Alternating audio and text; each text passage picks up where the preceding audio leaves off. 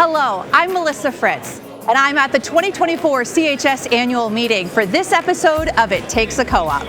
This month, we're highlighting the role of cooperatives, especially ag cooperatives, in rural America. And what better place than this gathering of people from across the cooperative system? But first, just a quick note about this meeting. As the nation's leading agribusiness cooperative, CHS holds this event each year because it is the place for CHS member owners, farmers, ranchers, and local cooperative leaders to reconnect, participate in CHS governance, get business and financial updates, and to talk about what's on their minds. Okay, let's get into this episode. We begin with a conversation with Tony Rossman, who is a cooperative owner from Minnesota, who also serves on our CHS board of directors.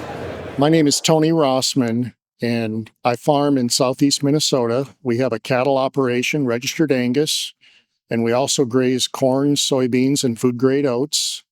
My wife and I are principals in the operation. We have 3 young boys that have great interest in coming back to the operation someday, and I'm fortunate. I'm currently serving on the CHS Board of Directors representing Region 1. Thanks for being with us, Tony. From your perspective as a cooperative owner, what makes a co-op a valuable business partner for farmers and ranchers? From a high level, having the opportunity to be aligned with a co-op system and being part of something greater is really important to us. We have the opportunity to have strength in numbers and in our purchasing power, and also when we're marketing our grains, being aligned with a supply system and with all the opportunities for reaching customers and having a better opportunity to market our grains both domestically and on the international level. As a member of the CHS Board of Directors, what do you gain from connecting with other cooperative owners at this meeting? I think it's really critical. The role of the directors is to really listen and understand what our owner members are telling us. And we have to take those insights, and we have to understand not only where we're at right now in this system, but what we need to do to make the system more relevant long term. And we also think about the decisions that we make and the implications we have at the farm level. Every decision we make has to be a win for the farmer. We've got to be able to drive those opportunities, those profits back to our owner members and make sure that this co-op system is in a better place than the way we found it. Why would you say the future is bright for cooperatives? I think it's unbelievable when we look at the way the co-op system is structured. We have a grassroots system of leadership and governance. And we've got these farmer owners that are building their operations and trying to look long-term with legacy and making sure the next generation has an opportunity. It's very important for us to take those insights and make sure that we make the correct decisions to move forward to build this for the future. The other part that's really exciting for me is when you think about the investments that the cooperative system puts back into the local communities. We're making those communities more resilient. We're creating jobs, and that's where our families are growing, and the local economy wins from that investment, and that's what we really appreciate about the system is it's a lift for the local communities in the rural areas. Okay, up next, we took our microphone into the crowd and asked this question. What advice would you give your 25-year-old self about being part of a cooperative? Here are just some of the responses. It would be about the lifestyle, the way of life, the opportunities that are available. And again, it goes back to you don't have to come from an ag background to be involved in agriculture, and just embrace the opportunities and see where your journey could take you through with the cooperative system with so many different avenues. Well, you should be involved in the cooperative system because there's a future there for you. because you can do business there, and in the future you'll get some returns because you own part of the business. The co-op system, I feel, brings the greatest value back to the farmer. To be involved in that, you get to participate in the governance. You also get to participate in the profitability of the co-op through patronage and dividends. So I think the global reach that we have out into the world gives us it extends our reach on the farm into the global economy. I think if you look in the future, being involved in the cooperative system allows you to be in ownership and have a say in the company. So really you have a further added value to your operation around where your products go and where you get your supplies from, and you've got control over that and a voice in that operation. Next, we caught up with someone who is an expert on the cooperative model. Carrie Jacobs is Executive Director of the Graduate Institute for Cooperative Leadership at the University of Missouri. Carrie, thanks for being with us. Tell us a little bit about yourself and how you got involved with the cooperative system. I committed my career to cooperatives about 12 years ago, pretty late in my career. I was trained as an agricultural economist. Coming off the farm, I knew I wanted to stay in agriculture. It's near and dear to my heart, and I wasn't able to be a farmer, but this is how I give back. This is how I support agriculture and give back to agriculture. And it's not just agribusiness. Like, what I want to do is I want to ensure that farmers continue to have a business in the marketplace that is watching out for their interests. I think it is so critical that we have cooperatives to hold space for farmers and create those open marketing channels and create the investments that we've been creating for 100 years. And so I do this because I'm passionate about farmers and I want to see them succeed. And I think the co-op model is the way to do that. You've done a lot of research on the cooperative system, and you consult with a variety of cooperatives. What would you say are the primary challenges facing co-ops today? Challenges facing U.S. agricultural cooperatives today, just in addition to the operational challenges. But I think the biggest challenges that are unique to cooperatives is this idea of member participation. And what I mean by that is the member engagement in wanting to be involved, wanting to be knowledgeable about the role they play in governance, in having a say and having control, in serving in the boardroom. And so when I think about some of the cooperatives they are complex businesses. They are agribusinesses that have to play by a lot of the same rules that any other company has to play by. But they have this unique feature that is both a benefit, this member participation in their relationship with the producer, but it also can sometimes be an Achilles heel when you don't have members who understand that critical need of doing business with, of engaging with the cooperatives. So I think that's a key challenge that our U.S. agricultural cooperatives are facing today. It's not a business challenge per se. It's a challenge that arises from the very nature of being a cooperative. Conversely, then, what do you think the opportunities are for cooperatives? And I have a lot of hope in this younger generation in the late 20s and the early 30s. They view business differently, I think, than my generation did and my dad's generation. And despite being able to have access to technology and transparency in prices, they can get prices from anywhere. I really see this generation being a catalyst for more excitement about a co-op. And what I mean by that is they want to understand not just what price is the business offering, but they want to understand what values does the business have. How do they operate? What is their purpose? Does that match what my values are? And do I want to align my farm and my ranch with a business as a co-op, or and so how do I make that decision? So I think the excitement I have is that we're coming to a period where we have farmers and ranchers who think differently than my generation did about the role of a co-op. And I think that alignment on values, personal values with the company's values, will be an asset to cooperatives if they can harness that and if they can recognize that and figure out how to tap into member engagement. There is no doubt about it that cooperatives are really about the people. Is there anything you'd like future cooperative leaders to know?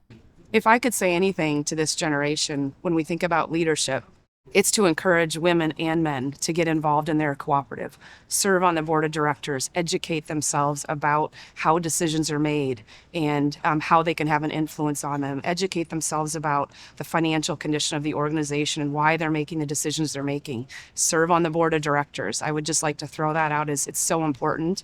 And there is a space for women and men in the boardroom. One of the advantages of being here at the annual meeting is to hear information from CHS experts that isn't available elsewhere. Through education sessions, owners gain market insights that help them consider strategies to take home to their ag operations. We caught up with Dustin Holland, who offered an update on energy markets. Dustin, first off, tell our listeners about you and your role at CHS.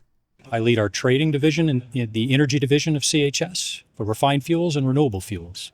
So we trade everything ranging from gasoline and diesel and crude oil to ethanol, biodiesel, and all of the environmental attribute credits that are associated with new forms of energy. Dustin, from your energy market update, what's the key information you hope that attendees walked away with? So a key takeaway for, I hope I got across in my presentation was the long-term factors that are impacting the energy industry, coupled with some of the short-term challenges, near-term challenges. I think hopefully it was beneficial for our owners to hear both of those perspectives, to be able to operate more tactically on some of the front-end fundamentals, but also keep an eye on the long-term and develop good strategies for their businesses going forward. We're talking a lot about cooperative value and what it means for everyone to come together here. How did that come into play as you considered the information you wanted to share with CHS owners? There is so much going on in the world that relates to the energy industry. I am excited that we're able to leverage many of the data sources and relationships that we have across the industry to consolidate good information and relevant information that is helpful to our member owners. For our final segment, we've saved one of the best examples of cooperative value. Cooperatives support their communities, and the CHS Foundation has a matching grant program that partners with local co-ops to strengthen communities. Attendees at our annual meeting got to be part of that effort by voting for their favorite finalist in the CHS Foundation Rural Community Grants Program. After the vote, I talked with Casey Venters, the executive director of the Lane County, Kansas Community Foundation, and got his reaction to winning the vote, which earned his community a $15,000 grant. Casey, congratulations. Thank you. I'm thrilled. I can't wait to share the news with people. They're going to be thrilled. What is it that your community needed more than anything else? Will you tell me about what specifically you're going to be investing in? So a new grocery store, right? So this grant is going to help us open up a brand new grocery store after our town and our county lost its only grocery store to a fire. So a grocery store seems pretty simple, but as I was hearing you talk about this, a grocery store means that they don't stop in town to get gas anymore. They go outside to do those things. Talk a little bit about that trickle effect that you were seeing. Yeah, it is. The trickle effect, snowball effect, whatever you want to call it. It's something that you don't think about, but it's pretty simple. And a lot of people think that it's not a big deal. They're like, oh, well, it's just me. It's just my family. Surely nobody else is doing this. But then all of a sudden, everybody's doing it because they have to when there's no grocery store in town. Mm-hmm. Well, one of the things I love is that you and your community wear a badge of honor about the 1,400, one of the smallest communities in the Kansas state. And frankly, CHS wears that badge of honor as well. We are alive and well and loving living in rural communities. So from CHS and all of us, congratulations. We're so excited for your community to continue to thrive and to be a small part of your success. Thank you. And thank you, CHS. So much. We wish Casey and the Lane County Community Foundation well in getting that grocery store up and running soon. And congrats as well to the other two finalists and all the honorable mention award winners. To get more information about the Rural Communities Grants Program from the CHS Foundation and the Foundation's overall mission, I caught up with Megan Woolley, the Foundation's president. Megan, the Foundation has done some really terrific programs to help keep our rural communities strong, invest in our future in 4-H and FFA and all sorts of wonderful things, safety as well. Yeah. But tell me about this rural grant program that we got to see some amazing rural communities today. Really exciting today, getting that front row seat. So that program came about. So the CHS Foundation and community giving had 3 focus areas: building career ag pathways, like you mentioned, educating rural youth, and and serving co-op communities. And so as a farmer and rancher-owned co-op, we know how important those vibrant rural communities are. And this was the way for us to try and meet some of those diverse community needs. So that really is the impetus for the program. And we had just such a tremendous response in total grant applications, the caliber, but you saw on stage just a few minutes ago really how tremendous these finalists were. And we're so excited. So tell me a little bit about the finalists, because and honestly, they were all great, but the three that we were able to see today, just give me a little glimpse into what these communities needed. So as you saw from the winning application, needing that grocery store, just such a basic need, really a human right, almost having access to food in an easy way. And so I think that's really why that program rose to the top. The second one, the volunteer fire team, such a tremendous group of individuals doing really important work on a volunteer basis and ensuring that they have access to the first responder equipment that they need to respond to emergency situations quickly. I think we both grew up on farms, and so you know how important it is having that as a part of your community. And the Jamestown application for that All Abilities Playground, I'm a mom with 2 littles, and so I know how important playgrounds are.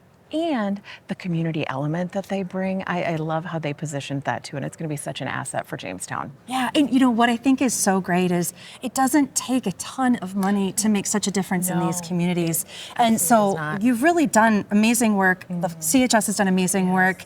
Tell me a little bit about some of the impact that you've been able to see when you've been at CHS in this wonderful role. We just wrapped up our reporting, and I'm really proud to say that we had impact of $8.2 million in our communities. $8.2 million. $8.2 million. That's awesome, ma'am. Yes, across our trade territory, from smaller grants like these all the way up to those larger gifts with some of our biggest partners like National FFA, National 4-H Council, which you mentioned. So I really hope that our members feel so much pride in that impact, because the CHS Foundation is funded due to the generosity of our members. But for their generosity, we wouldn't have access to these funds to invest in communities. So big impact, but I really hope that local ownership feels that. Yeah, it's just awesome to see. It takes a co-op to help bring our farmers together to do more together than we can alone, but it takes rural communities to keep this country strong. It absolutely does, for our co-op to continue being successful.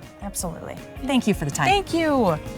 Check out our show notes for links to videos that feature the 3 finalists in the Foundation's Rural Community Grants Program. Okay, that will do it for this episode of It Takes a Co-op. I hope you enjoyed the insights from our guests. And please join us again next month here on It Takes a Co-op, when we bring you a closer look at how the cooperative system is connected to customers around the world. Thanks for listening.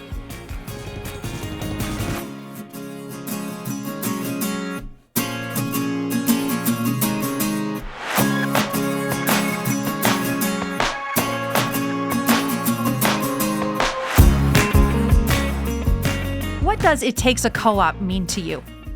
It Takes a Co-op means it takes more than one co-op. It takes more than one person to move things forward in agriculture. It takes a group of people to come together, move issues or get facilities or build a market, whatever it is. It means community, and it means everybody. And again, I always like to say we're all after the same end result, and it takes us all to come together. It Takes a Co-op means to me is that it takes a group of people working together to make things better for everyone on the end of the process. It means involvement at the grassroots level.